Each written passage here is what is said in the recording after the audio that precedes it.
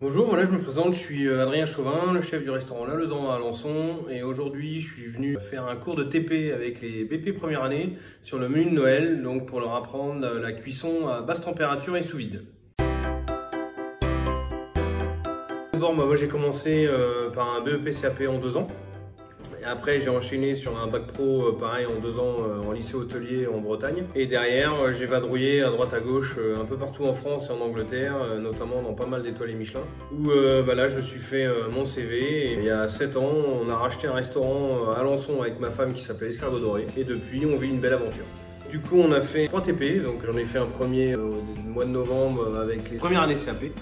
Donc là, c'est vraiment la base de la cuisine parce que ça fait 3-4 mois qu'ils ont commencé dans ce métier.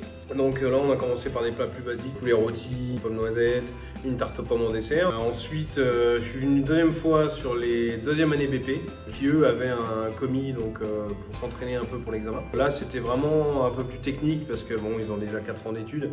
Donc là, c'était plus le côté management, savoir comment driver son commis parce qu'à l'examen, forcément, ils auront un commis avec eux. Leur apprendre à déléguer le travail, à bien montrer à son commis comment ça se passe. Et puis aujourd'hui, c'était les premières années BP pour le menu de Noël avec une pintade farcie à basse température en cuisson sous vide.